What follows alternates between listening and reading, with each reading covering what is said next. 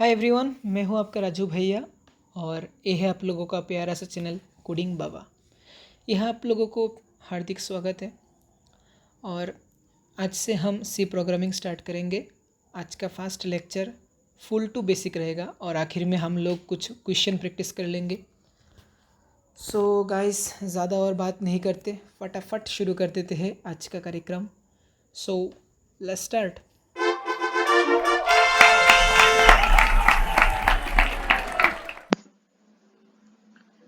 First of all we will see what do we mean by programming. Programming का मतलब क्या है? Programming is a way to instruct the computer to perform various tasks. It basically means that it is a set of instruction given to a computer that are written in a language that the computer can understand. Okay. हम लोग आपस में एक दूसरे के साथ communicate करते वक्त डिफरेंट लैंग्वेज यूज करते हैं। Suppose Hindi, English, Bengali, Marathi etcetera एक दूसरे को सुनने और समझने के लिए और खुद के बात दूसरों तक पहुंचाने के लिए हम लोग ये यूज करते हैं। बट हम लोग जब कंप्यूटर में कोई इनपुट डालेंगे व कंप्यूटर को कोई काम करने का निर्देश देंगे, तब हम लोगों को तो कोई भाषा यूज करना होगा। पर हमारे तो ये हिंदी, इंग्लिश, बंगाली, मराठी, उर्दू एटसेट्रा जो भाषा है, ये भाषा कंप्यूटर नहीं समझते। तो इसलिए मतलब कंप्यूटर को समझने के लिए, समझाने के लिए और कोई सेट ऑफ इंस्ट्रक्शन देने के लिए हम प्रोग्रामिंग यूज करते हैं। ओके। अब कंप्यूटर का खुद का कुछ लैंग्वेज है। कंप्यूटर का खुद को जो लैंग्वेज जो इसका प्रोग्रामिंग कहता है, उसमें वेराइटी ऑफ लैंग्वेज होता है, लाइक सी, सी प्लस प्लस, जावा, पाइथन। ओके। हम अभी सी देखेंगे, सी प्रोग्रामिंग देखेंगे। मैं इस पीडीएफ को डिस्क्रिप्शन में डाल दूंगा, तो आप लोग कभी भी उसको रीड कर सकेंगे। यह मतलब what is C, what is use of C programming, then properties of C. कुछ थियोरेटिकल क्वेश्चन मैंने दिया है तो यहाँ पर, तो आप लोग इसको कभी भी थोड़ा सा देख लीजिए, मेरे पीडीएफ से कम चल जाएगा। और अभी जस्ट देखेंगे मतलब skeleton of C programming, syntax, जो सी का जो सिंटेक्स है वो मतलब किस प्रकार का होता है। ओके। तो मतलब मैं यहाँ पर ही दिखा देता हूँ आप लोगों को, और मैं आखिर में कुछ क्वेश्चन आपको प्रैक्टिस करवा दूंगा इस वीडियो के एंड में। तो आप लोग उसको प्रैक्टिस करना, और कुछ प्रॉब्लम आए तो मुझे कमेंट में और मुझे बता देना। ईमेल भी तो मैंने दिया हुआ है, तो आप लोग मुझे मेल भी कर सकते हो कोई प्रॉब्लम हुआ तो मैं आपको। और नेक्स्ट लेक्चर से मतलब थ्योरी से पर थोड़ा कम और क्वेश्चन में ज़्यादा फोकस करेंगे। क्वेश्चन करते करते हम चीज़ों को रपट लेंगे। ओके। तो अभी पहला लेक्चर है, इसलिए हम लोग मतलब थोड़ा थ्योरी के ऊपर फोकस करें, और बाकी तो हो जाएगा। मतलब क्वेश्चन करते करते हम सभी चीज़ को आसानी से ग्रैब में कर सकते हैं। ओके। तो मतलब स्केलेटन ऑफ सी प्रोग्रामिंग में देखो, सी प्रोग्रामिंग का स्केलेटन जो सिंटैक्स है, ओके, वो किस प्रकार होता है। Hashtag include stdio.h, int main within first bracket, नीचे सेकंड ब्रैकेट नीचे भी लिख सकते हो भाई, यहाँ पर लिख सकते हो। ओके, आपकी मर्जी। सेकंड ब्रैकेट स्टार्ट, और ए ऑल योर कोड हियर, ये मतलब मैं लिखा है इसको, इसको मैं कमेंट में बदल दिया। ओके। ये दो सिंबल, ये दो जो दाग है, वो स्ट्रेट लाइन है, वो नॉट स्ट्रेट मतलब जो लाइन है, इसको दिया तो मतलब ये लाइन पूरा कमेंट में बदल गया। ओके। ये मतलब कोडिंग में कोई फंक्शन, कोई रोल प्ले नहीं करेगा, उसको जस्ट मैंने दिया आप लोगों को समझाने के लिए। और इसके बाद रिटर्न 0 सेमी कोलन और second bracket close. C programming एक बहुत केस सेंसिटिव प्रोग्रामिंग होता है। ओके। तो अब आप कहीं भी और कभी भी एक सेमी कोलन मिस कर दिया, एक कॉमा मिस कर दिया, कोई एक ब्रैकेट क्लोज नहीं किया, ये छोटी छोटी बात पे आप लोगों का जो एरर शो करेगा। ओके। आप लोगों को मतलब रन नहीं करेगा आपको आपका कोडिंग। ओके। तो इसको थोड़ा ध्यान में रख के काम करिएगा। और वही है। इसमें ऑल योर कोड हेयर में आप यहाँ पर हम लोग मतलब अपना कोड लिखेंगे। मैं आखिर में आप लोगों को दिखा दूंगा। मतलब अभी यहाँ पर मतलब सिंटेक्स दिया हुआ है, तो सिंटेक्स में आपको बता रहा हूँ मैं क्या किस प्रकार का होता है। ओके। और पॉइंट्स टू बी रिमेंबर, आप लोगों को थोड़ा ध्यान में रखना होगा ये बात कि जब to print a new line use new line inside the print function. Okay. मतलब हम जब कुछ लाइन लिखते हैं, कुछ लाइन एक साथ प्रिंट करते हैं, तब हम जब चाहते हैं कि एक के नीचे एक हो, एक के नीचे एक हो, तब हम लोग न्यू लाइन यूज करते हैं। इस साइन का मतलब है new line, new line. Okay.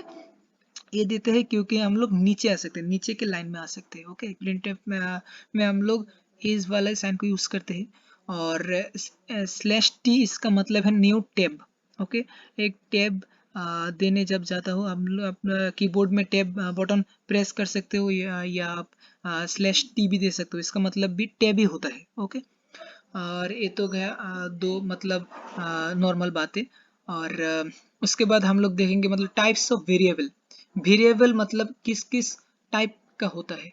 Integer variable, character variable, real variable या फ्लोट वेरिएबल।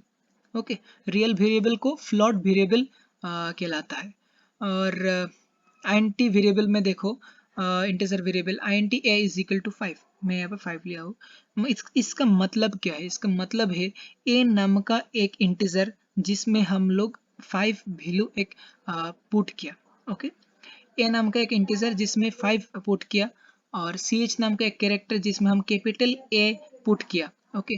कैपिटल कैरेक्टर जो है ना, वो हम लोग मतलब सिंगल कॉमा में, सिंगल इन्वर्टेड कॉमा में डालना होगा। ये मतलब मैंडेटरी है, आपको ध्यान आपको रखना ही होगा, मतलब कैपिटल सिंगल इन्वर्टेड कॉमा में रखना ही होगा। और रियल वेरिएबल जो फ्लोट वेरिएबल है, वो मतलब डेसिमल फॉर्म जो है, सपोज कोई डेसिमल नंबर जब हम लोग लिखते हैं तब हम लोग फ्लोट यूज करते हैं। ओके। एक है डबल। डबल का मतलब है जब बड़ा एक फ्लोट नंबर हम लोग लिखेंगे, तब हम लोग फ्लोट नहीं डबल यूज करेंगे। सपोज हम लोग बड़ा एक डेसिमल लिखेंगे एक साथ। ओके। तो तब हम फ्लोट नहीं यूज करेंगे, तब हम डबल यूज करेंगे। Okay. How can we take input from user? इसका मतलब क्या है? मतलब कब हम लोग एक इनपुट यूज करेंगे, मतलब यूजर कैसे एक इनपुट दे सकते हैं। सपोज हमें एक क्वेश्चन में पूछा है कि a plus b is equal to c, और इसमें बोला है कि ए का वैल्यू और बी का वैल्यू तुम प्लॉट करो, और जो आता है उसको सी में आपको वो वैल्यू मतलब स्टोर करना पड़ेगा। ओके। ये बोला है। ए का वैल्यू नहीं दिया हुआ है क्वेश्चन में, बी का भी वैल्यू नहीं दिया हुआ है, आपको खुद से वैल्यू प्लॉट करके सी में वैल्यू जो वैल्यू होगा उसको आप लोग सी के अंदर स्टोर करना पड़ेगा। ओके। तभी आपको मतलब स्कैनएफ फंक्शन यूज करना पड़ेगा। ओके। जब यूजर कोई इनपुट खुद से देगा, तभी scanf value scanf function use करना पड़ेगा। और इसमें एक खास चीज जो आपको ध्यान रखना पड़ेगा कि M%, एक मतलब बहुत मैंडेटरी एक साइन है जिसको आप लोग देना ही पड़ेगा। इसको नहीं दिया तो अब कोड रन नहीं करेगा, कोड रन भी किया तो मतलब उल्टा सीधा मतलब एरर दिखाएगा। ओके। इसके ये मैंडेटरी एक साइन है, आपको ध्यान में रखना होगा। और percentage D, percentage F, percentage D हम लोग आगे बात करेंगे, जो प्लेस होल्डर होता है। ओके। नीचे हम लोग इसके बारे में बात करेंगे। और जो M% है मैं जो बोला हूँ आपको वही, this is the address of operator, it means that the supplied value should be copied to the address which is indicated by the variable I.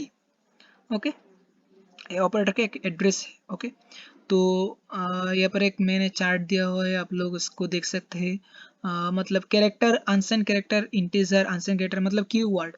Suppose देखो मतलब यहाँ पर जब INT A is equal to 5, integer, integer का पूरा नहीं लिखा हम लोग। कैरेक्टर, कैरेक्टर को सिर्फ CHR 4 लिखा, मतलब कैरेक्टर नहीं लिखा पूरा। तो ये वो कीवर्ड होता है, उसको आप लोग ध्यान में रखना होगा। कैरेक्टर को CHR, इंटीजर को INT, long integer long INT, long long long INT, float double इसको आप लोग पूरा लिख सकते हैं, फ्लोट डबल। और प्लेस होल्डर जो मतलब को बहुत इम्पोर्टेंट है, उसको ध्यान में रखो कि कैरेक्टर को परसेंटेज सी से रिप्रेजेंट, इसका प्लेस होल्डर परसेंटेज सी होता है। अनसाइन कैरेक्टर को भी परसेंटेज सी से रिप्रेजेंट करा जाता है। और INT percentage d, integer percentage d, not percentage i. ये मतलब बहुत लोग गलत करते हैं, INT को परसेंटेज आई लिख देते हैं, बट ऐसा नहीं, percentage D. Okay. Unsigned integer percentage you, long integer percentage LD, long integer percentage LLD, float percentage F, double percentage LF। ये इसको आप लोगों को ध्यान में रखना होगा। और रेंज है जो आप लोग थोड़ा देख लोगे तो कम चल जाएगा, इसीलिए उसको हो जाएगा। और साइज इन बाइट, इसको भी थोड़ा मतलब देख लीजिए, कम का ही है। कैरेक्टर वो size 1 byte, unsigned character 1 byte, integer 2 और 4 बाइट, अनसाइंड इंटीजर 2 और 4 byte, long integer 4 byte, long integer 8 byte, float 4, double 8। Okay. कुछ कुछ डिवाइस में मतलब इंटीजर का बाइट 2 होता है, कुछ कुछ मतलब कुछ में 4 होते हैं, बट मोस्टली 4 ही होता है। ओके। और अभी मतलब 1 byte is equal to 8 bit, ये वाला जो है ना, इसको आप लोगों को थोड़ा ध्यान में रखना होगा। 1 cell is equal to 8 bit. Okay. यहाँ पर हम लोग एक देखेंगे कि declaration of variable in C. ठीक है।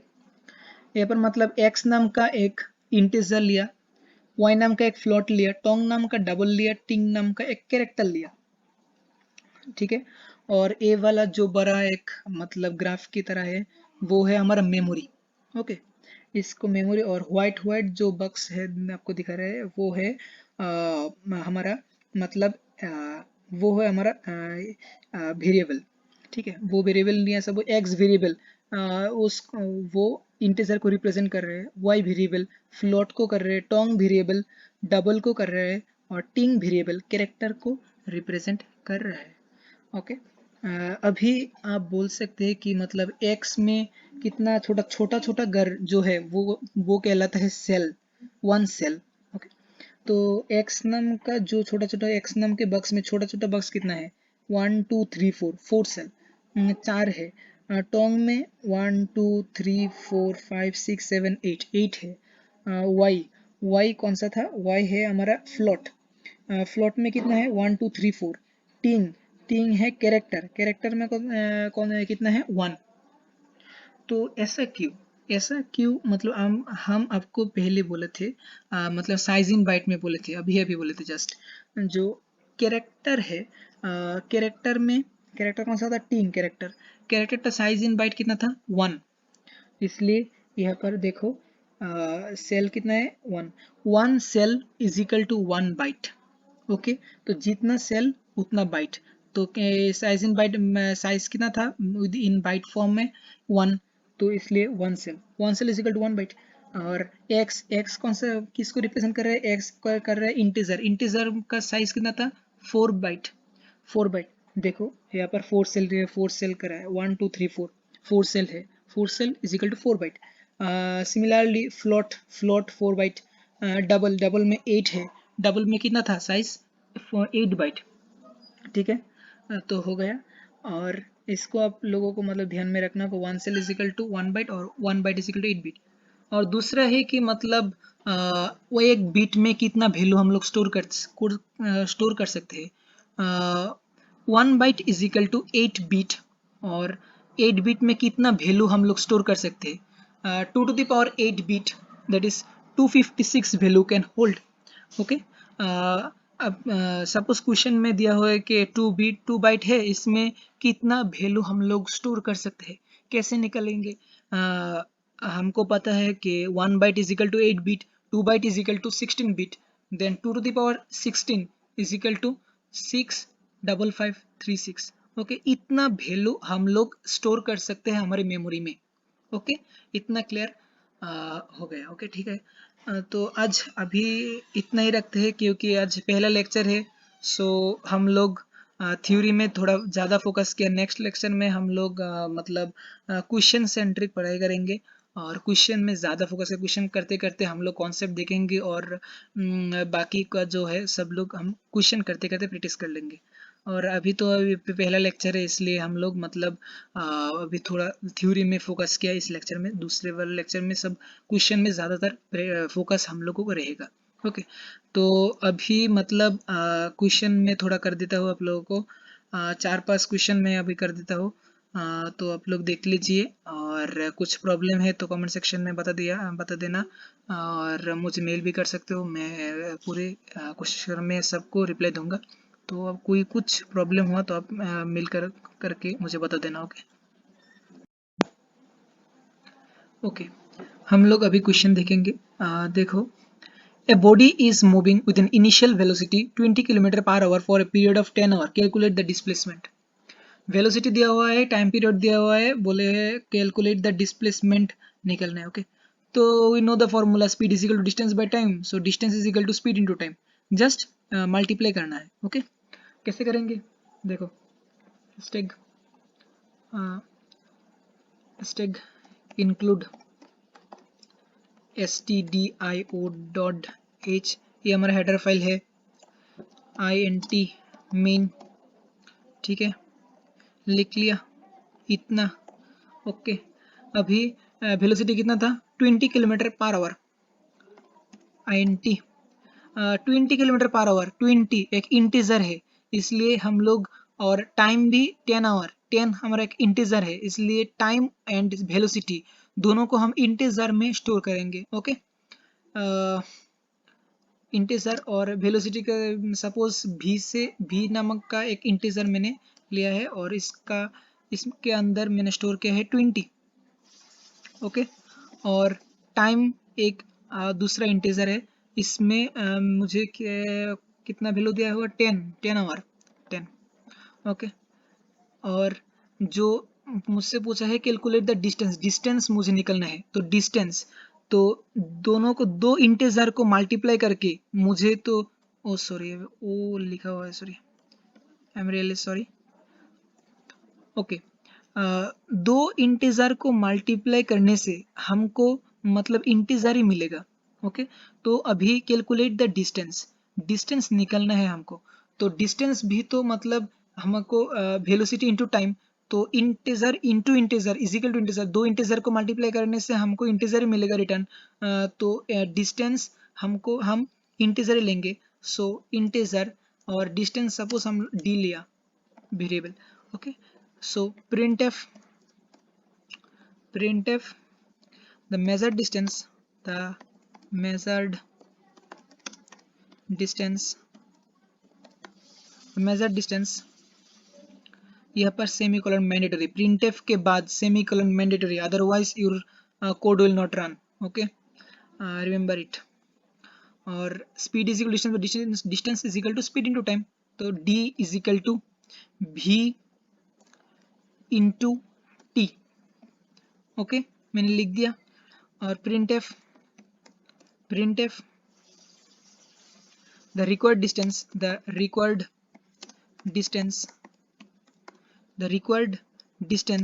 is placeholder percentage d, इंटीजर का प्लेस होल्डर क्या था, परसेंटेज डी। ओके, इसके बाद यहाँ पर एक कॉमा देना मैंडेटरी। ओके, ये थोड़ा थोड़ा मतलब बहुत केस सेंसिटिव है सी प्रोग्रामिंग, एक मतलब कॉमा भी मिस किया मुझे एरर शो करेगा। ओके, बहुत सेंसिटिव होकर हम लोगों को क्वेश्चन सॉल्व करना होगा। Okay, remember it. और इसमें मुझे डी का जो प्लेस होल्डर परसेंटेज डी वो मुझे प्रिंट करना है। ओके, इसके बाद मैं देता हूँ रिटर्न ज़ीरो। ओके, दे दिया। अभी हम लोगों को मतलब प्रिंट करना होगा, उसे कोड को रन करना होगा। रन किया, फाइल को सेव कर देते हैं कोई एक नाम से, सपोज मैंने 9 दिया, 9.c से सेव कर दिया। ओके, अभी रन करेगा। सो देखो रन कितना करते हैं। The measured distance, the required distance is 200. Okay, 20 into 10 is equal to 200। मेरा कोड सही है। ओके, ठीक है। आप ऐसा भी कर सकते हो कि d is equal to v into t, यहाँ पर ना लिख के आप इसको पूछ दो, यहाँ पर भी लिख सकते हो। ओके, इसको लिखो v इंटू टी, ठीक है, इसमें लिखो v into T, v into T, ऐसा लिख के एक बार ट्राई करके देखो पहले होता है कि नहीं, क्योंकि मन में डाउट रहने से कुछ नहीं होगा। देखो होता है कि नहीं, हो गया, मतलब हम लोग ऐसे भी लिख सकते हैं। ओके, मैंने ऐसे इस तरह किया क्योंकि आप लोगों के मन में डाउट भी हो सकते हैं ऐसा होगा क्या, इसलिए मैंने आप लोगों के सामने करके दिखाया, ऐसा भी हो सकते हैं। Okay, next question please. Next question क्या हुआ है, क्या दिया है, write a C program to print the output, name semicolon, थोड़ा सा स्पेस देके राजू, और कंट्री नीचे कंट्री सेमीकोलन थोड़ा सा स्पेस देके इंडिया, ये हमको प्रिंट करना है। ओके, ये तो इतना तो सेम ही है, तो इसको मतलब पूछ देता हूँ। ओके, तो अभी लिखो printf, printf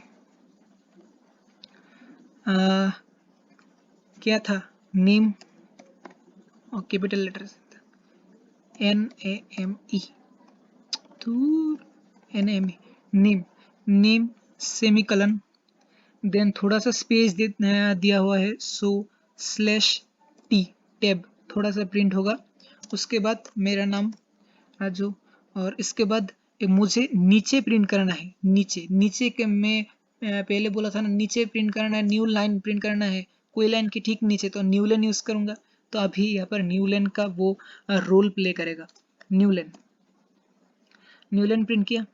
okay, I you sure, ठीक है, सेमीकोलन मैंडेटरी, वरना कोड प्रिंट नहीं होगा, एक एरर दिखाएगा।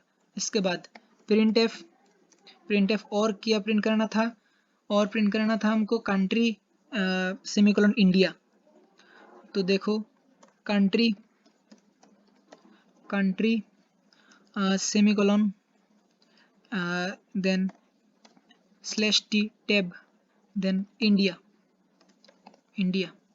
ओके, इसके पीछे न्यू लाइन लिखने का कोई ज़रूरत नहीं है, क्योंकि हम लोग इंडिया के नीचे तो और कुछ नहीं लिखने वाले हैं, तो न्यू लाइन दे के खामखा क्यों परेशान करें।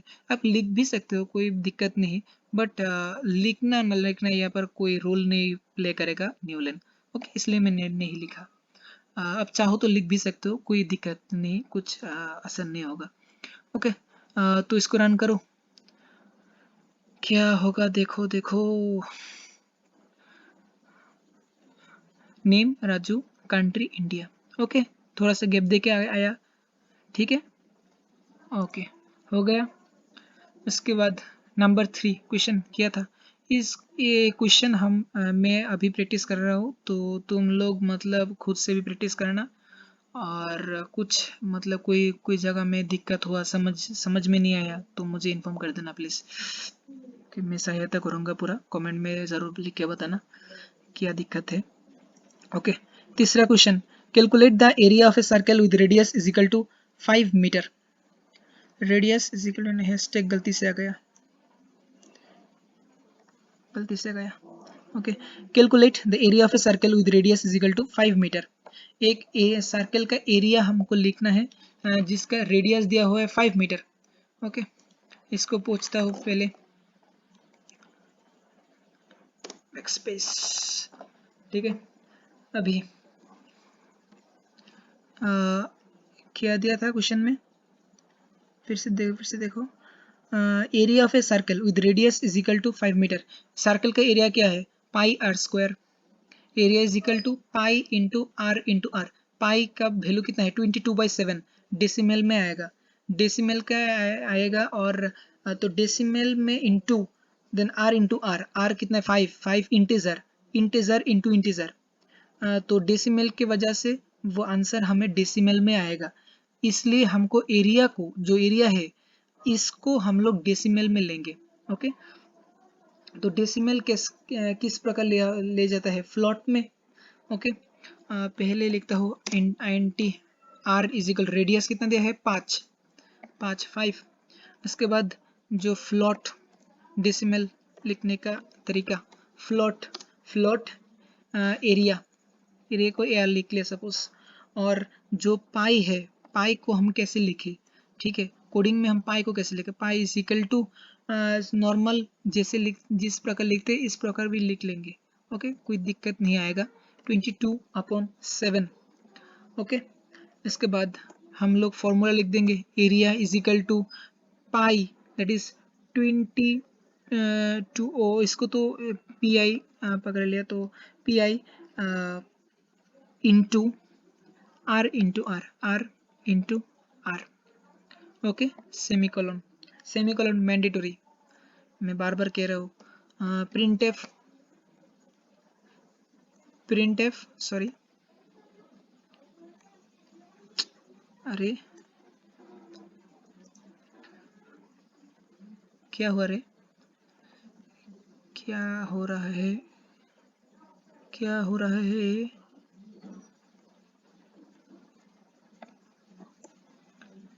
प्रिंट एफ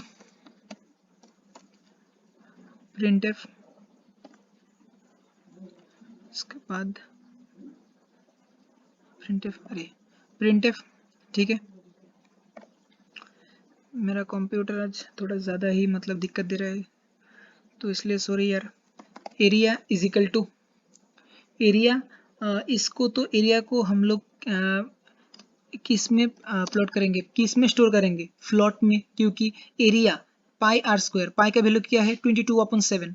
22/7 मतलब डेसिमल इंटू इंटीजर, तो मतलब हम लोगों का एरिया जो आएगा वो हम लोगों को डेसिमल फॉर्म में आएगा।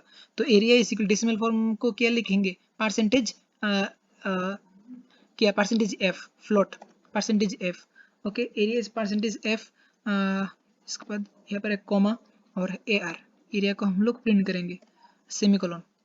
रन किया, आप लोग F11 देके भी प्रिंट कर सकते हो, F11 कोड को रन कर सकते हो। ओके, कितना आता है देखो 75.00000।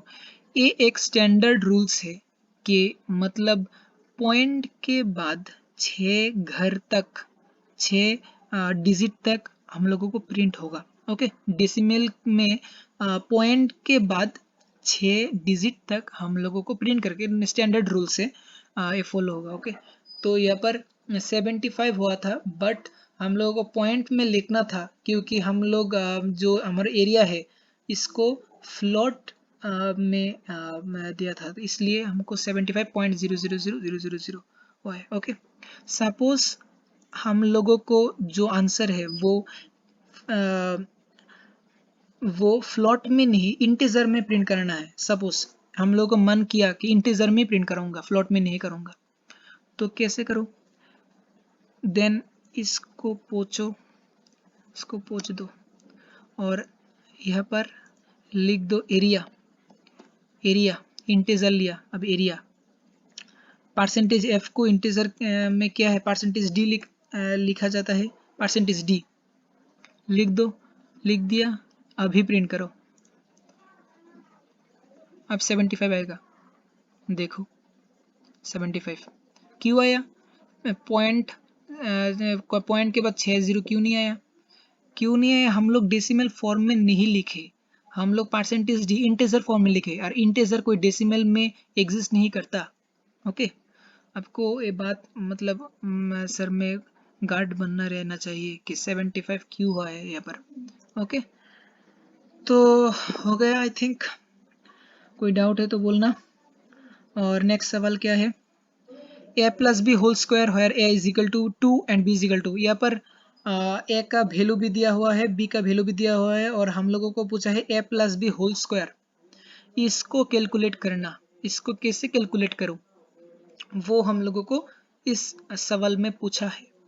ओके, सो पूछ दो, इतना पूछ दो। ओके, ये तो लगेगा ही। INT a plus b, a का value a is equal to and b is equal to. Okay, a is equal to 2, sorry a is equal to 2, b is equal to 2। ये हमको दिया हुआ है क्वेश्चन में, और हमको जो मतलब कैलकुलेट करके जो वैल्यू मिलेगा उसको तो कहीं स्टोर करना पड़ेगा ना। कहाँ स्टोर करो? इंटीजर वेरिएबल में स्टोर करो। तो इंटीजर सी, ओके, सी नामक एक वेरिएबल, सी नामक एक इंटीजर, ओके, जिसमें हम वो स्टोर करेंगे, ठीक है, ए प्लस बी होल स्क्वायर का वैल्यू स्टोर करेंगे सी के अंदर, ठीक है। Print F enter the value. आज बहुत बेसिक सा क्वेश्चन करा हो, क्योंकि आज पहला लेक्चर है। उसके बाद जो वीडियो आएगा उसमें आपको थोड़ा मतलब लेवल का क्वेश्चन मिलेगा, तो be prepare for this. New line semicolon, okay, and then c is equal to a plus b whole square. A plus b whole square हम नहीं लिख सकते कोडिंग में, ओके, इसके लिए इसमें लिए ए प्लस बी इंटू, फिर से ए प्लस बी, ऐसा हम लोगों को लिखना है। ए प्लस बी इंटू ए प्लस बी, इस प्रकार हम लिख सकते हैं, ओके। सॉरी मैंने एक गलती किया, पर इंटू लिखना होगा। वो अपने इनटू साइन, मतलब वो एस्टेरिक साइन हमको यहाँ पर देना ही होगा। वो हमारे वो मैथमेटिक्स नहीं है जो हो जाएगा, ये हमारा कोडिंग है। सो यहाँ पर एस्टेरिक नहीं दिया तो एरर दिखाएगा, okay.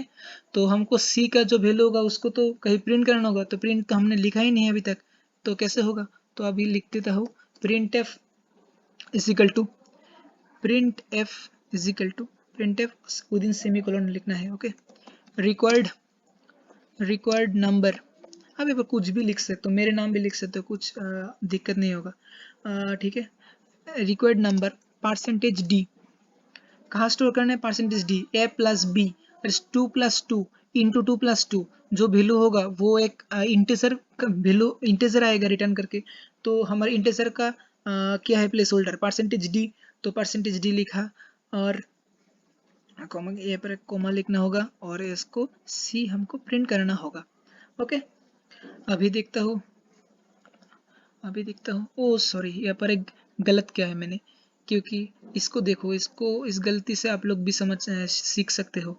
A is equal to, यहाँ पर मैंने सेमी कोलन दिया, यहाँ पर एक कॉमा होगा, सेमी कोलन दे दिया तो मतलब खत्म, ओके, यहाँ पर खत्म, ए लाइन खत्म, a is equal to, but b is equal to को मैंने, इसका मतलब क्या है देखो, a is equal to semicolon मतलब यहाँ पर लाइन खत्म, बी इज इक्वल टू का यहाँ पर कोई मतलब नहीं है, बी इज इक्वल टू यहाँ पर मतलब एरो दिखाएगा, वो लैपटॉप बोलेगा ये क्या है, इसको तो हम नहीं पहचानते, क्योंकि हम यहाँ पर इंटीजर मीन कर रहे हैं, बट सेमीकोलन की वजह से इंटीजर मीन नहीं करेगा, लाइन यहाँ से खत्म।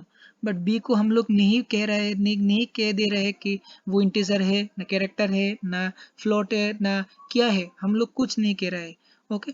इसलिए यहाँ पर एरर दिया हुआ है, तो इसको सेमीकोलन को हटाओ और एक कॉमा दिलाओ। अभी इसका मीनिंग वो है कि बी एक इंटीजर है, ठीक है। ये गलती मैं भी कर चुका हूँ, तो आप लोग भी दोबारा मत करो, ओके। तो इसको अभी रन करती हूँ, देखता हूँ क्या आता है, और देखो इसका क्या आता है। इजिकल टू 16, ओके, हुआ कि नहीं हुआ है, मतलब मेरा कोड करेक्ट है, ठीक है। ये सवाल गयो, उसके बाद और एक सवाल है, लास्ट सवाल आज के लिए। Find the sum of one integer and two float number. एक इंटीजर लो, दो फ्लोट नंबर लो, और इसको पकड़ के प्लस सम कर दो, एक इंटीजर और दो फ्लोट नंबर। अब पहले मतलब दिमाग में ये चीज घुमाओ कि एक इंटीजर के साथ हम लोग दो फ्लोट नंबर प्लस करेंगे, ठीक है। सपोज 1 प्लस 2.2 प्लस 3.2, हम एक इंटीजर लिया और दो फ्लोट नंबर लिया, तो 1 प्लस 2.2 प्लस 3.2, हमारा आंसर में क्या आएगा?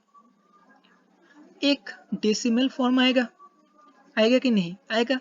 तो डेसिमल फॉर्म आएगा, तो इसको मतलब जो हमको आंसर मिलेगा, जो मतलब साम मिलेगा, साम क्या होगा? एक फ्लोट होगा। तो गलती से ये परसेंटेज डी लिख दिया, इंटीजर लिख दिया, तो मतलब पूरा कोड ही हमारा रन नहीं होगा। ओके, इसलिए हम लोगों को मतलब यहाँ पर थोड़ा सतर्क रह के करना होगा। 1 integer plus 2 and 2 float number, इसको सम करना होगा। ओके, इसको पोज देते हूँ।